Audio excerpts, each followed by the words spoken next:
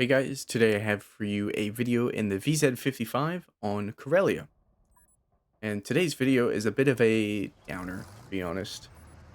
When you do everything correctly, and yet you just can't win. Hmm? Yes, today we are going to have a bit of a heartbreak on our hands. But what happens before we get there? Well, let's find out.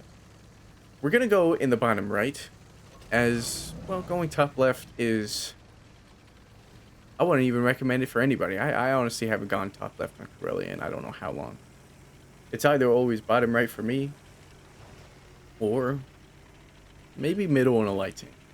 But seeing as we're in a heavy tank of VZ55, we're gonna go play them corner. We might have enough speed to get into position, but with an artillery piece on their hands, I kind of don't want to try and get pulled down over there. And somehow, they already have two heavy tanks rushing our hill. So going out further into the deep right is not going to be an option for me. And I'm guessing these 277s got lucky close spawns to the fight and maybe are using speed equipment. I don't know, but we're going to pump out 992 damage in our two-shot autoloader now. I do use the two-shot autoloader on the VZ55, and so should you. That thing is amazing. Quick reload and 490 alpha, two-shot in 2 seconds. It's pretty damn good. And you're just able to rack up so much damage and punish people when they push you with less than 1,000 HP. It's a nice cleanup tank. Very nice. Cleans up at HP values you shouldn't be able to quote-unquote clean up with, right? And with 2 shots in a clip, you can put out 2 clips for 2,040 damage like I just did. Now, I did high roll, as 490 alpha wouldn't give you 2,000, but we did. We got it. And so, because they're so aggressive, and I have my tank destroyers behind me, there's no reason to push forward past the corner. Instead, we just wait for them to give us shots, and we punish them with our high damage and quick interclip. And it's going to be a lot of a patient waiting game, as they realize how many tank destroyers are here, and that any push around this corner recklessly would result in almost immediate death. So instead, the 277 and his friends are going to start playing it a little bit slower, especially since they have hill control. It's theirs. We gave it to them, and I'm not going to fight for it. Instead, I'm going to notice that we're down 9-13, and I'm just going to wait it out. There is no need for me to rush in and take needless shots from what we know is a Jaegeru in the back, unless he's one of the 2 tank destroyers dead, and now a 4005 around the corner. We are going to poke very, very slowly and not give up too much of our tank too many things. And we do find out there, you noticed me look at the Jaegeru, we found out that the Jaegeru is dead. We put a round into the 277 twice. Now there, we low rolled both our rounds, and he somehow, the E4 decides to drive past him and not shoot him anymore. So he's not really going to help us out. I tried getting a shot into his drive wheel in the back, but it didn't work. And he should have been dead had I been more accurate with my shots, or my shots gone where I wanted them to. But luckily, now that I'm on reload, I still have some support, but no longer. The artillery's dead. The ship aren't fired though, which means I can do this. That nice, less than 1,000 HP cleanup I was talking about. Removing the ship barn before he could hurt another one of my friends. I do notice by now it's 3-10, and both of my friends are backing up towards our spawn, but luckily, I'm thinking one of them is still going to help me out.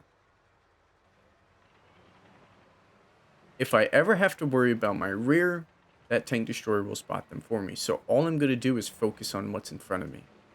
The Jaegeru's dead, the 4005 is dead, so I don't have to worry about getting hit by such a big gun.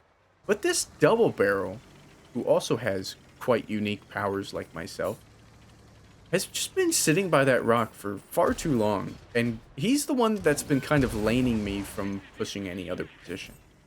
And now the WZ sacrifices himself so that the 277 could go in, and the 277 bounces me and then dies to the Sturv, who is the one friend that I have.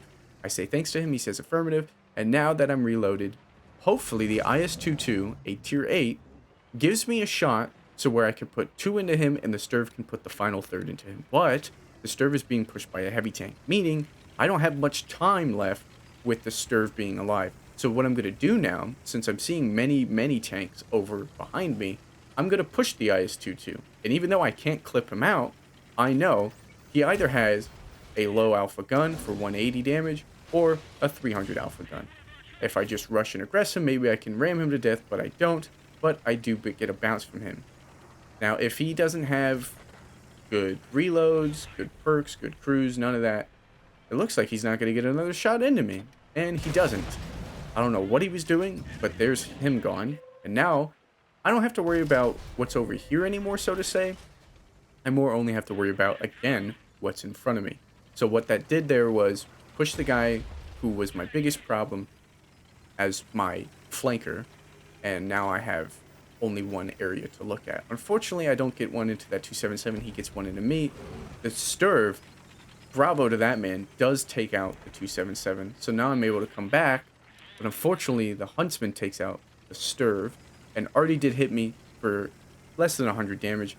And so what I want to do now is play in the graveyard I've created and kill this Huntsman, find where the heavy tank is, kill him, and then hunt down Artie that I will have to shoot twice to kill. Sorry, not heavy tank. The Kari. The new tier 8 Japanese premium tank destroyer. Now, he's just going to rush me, and since I missed my first shot, I'm not going to kill him here yet.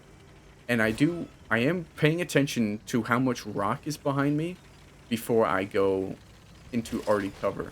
And this play was a misplay. Even though I knew I could take a hit from him, I thought I'd be safe from Artie here, and oh no.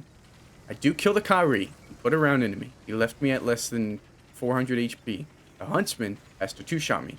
Unfortunately, he got one into me because I thought I could overmatch his size. Not overmatch, but just overpen. And unfortunately, I didn't kill him. Don't know where he got a shot into me from, but he does take me out. And I die to a tier 8 medium.